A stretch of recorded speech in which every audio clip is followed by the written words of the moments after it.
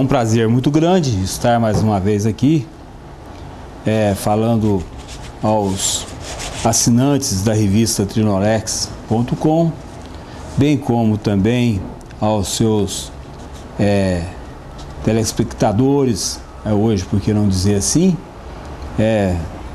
haja visto que o portal tem a sua TV também, e para nós é um motivo de muita alegria estarmos aqui hoje.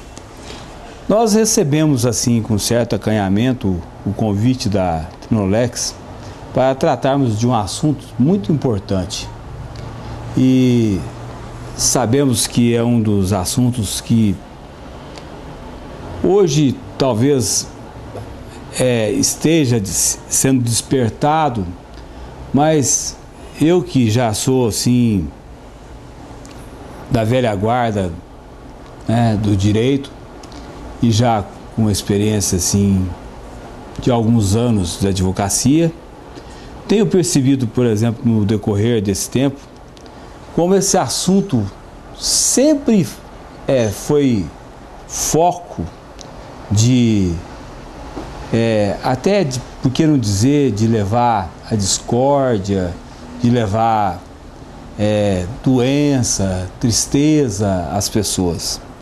Nós estamos tratando aqui hoje, certo, daquilo que hoje é chamado como alienação parental.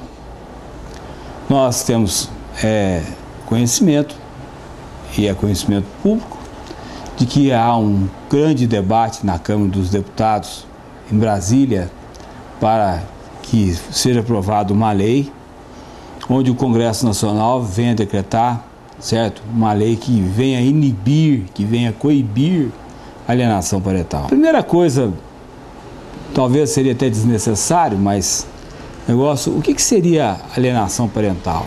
Eu gostaria não só de conceituar, mas também de dar exemplo da minha vida profissional. Eu, por volta de 1983, 1984, quando comecei o exercício da carreira de advogado, trabalhando com o meu digníssimo colega Dr. Romeu Sampagria, eu me recordo que, em uma determinada ocasião, o escritório foi procurado para que nós propuséssemos uma ação no sentido de que retirar a guarda de uma mãe.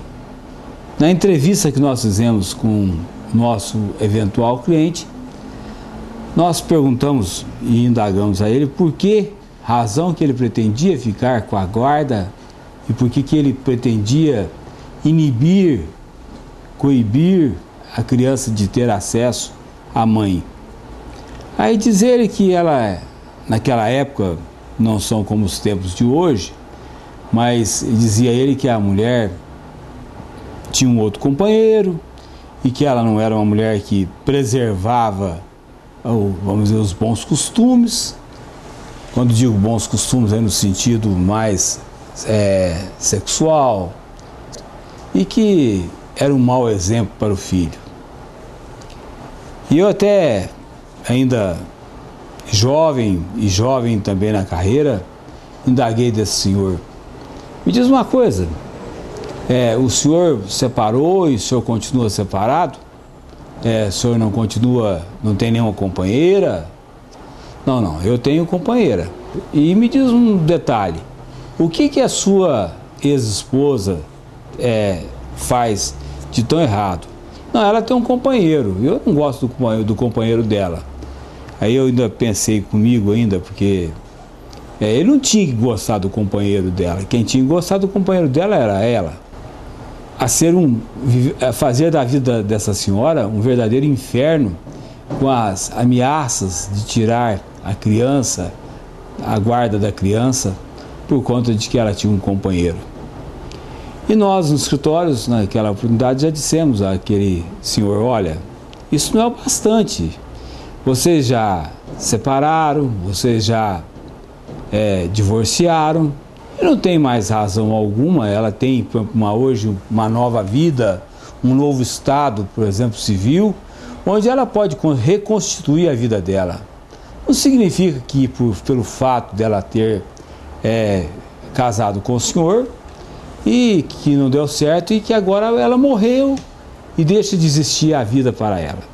Então, o que eu quero dizer com isso, em poucas palavras, que a alienação parental, eu nessa época já percebia, e em todos os casos que eu militei na advocacia, seja de pessoas, classe, se é que pode definir pessoas por classe A, classe B, classe C, certo? Todas as pessoas utilizam dos filhos como instrumento para ferir o outro cônjuge ou ex-cônjuge. Quando não é a mulher que assim faz, é o marido que faz. Mas existe a separação, existe o decreto da separação judicial, existe o decreto do divórcio, existe, por exemplo, o fim do casamento, mas os filhos ficam no meio desse casamento a vida inteira.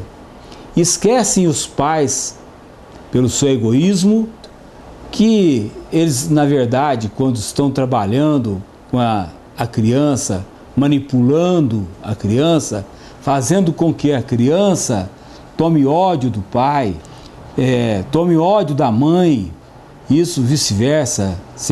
Tanto eu vejo como pai fazendo isso, como vejo também as crianças sendo instrumentos dos dois lados.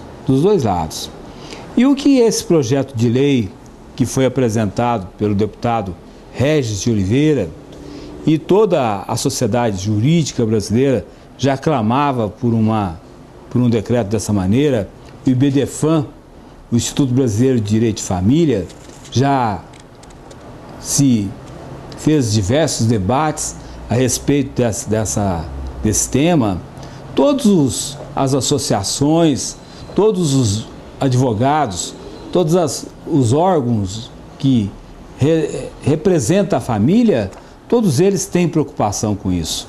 Inclusive, nós não podemos deixar aqui de dizer que também é preocupação do nosso legislador constituinte, quando ele, no artigo 227 da Constituição, ele diz que é dever da família, da sociedade e do Estado assegurar à criança e ao adolescente, com absoluta prioridade, o direito à vida, à saúde, à alimentação, à educação, ao lazer, à profissionalização, à cultura, à dignidade e ao respeito à liberdade e à convivência familiar comunitária, além de colocá-los a salvo de toda forma de negligência, discriminação, exploração, violência, crueldade e opressão.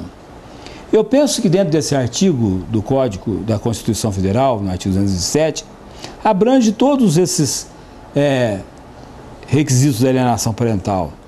Eu não posso entender que existe dignidade, que os pais estão proporcionando dignidade a um filho, que faz com que comentários que desmereçam a mãe que faz comentários em relação ao pai, que desmerece a sua figura perante o filho. Isso é muito triste. A criatura, né, a criança que vive nesse ambiente, que vive perde os parâmetros, certo, de pai, parâmetros de mãe, e são alvos, verdadeiros ataques, certo, até de histeria, por que não dizer, onde as pessoas não estão preocupadas com o interesse e com o bem-estar da criança, mas está preocupado com o interesse de agredir o outro, seja por uma razão de ciúmes, seja por uma razão de raiva, seja por qualquer motivo, assim tem ocorrido. Bom, a gente notou aqui algumas coisas que é muito importante a gente colocar. O genitor ou a genitora alienante procura sempre excluir o outro genitor da vida dos filhos. Não comunica fatos importantes relacionados à vida dos filhos. Como que o filho está na escola,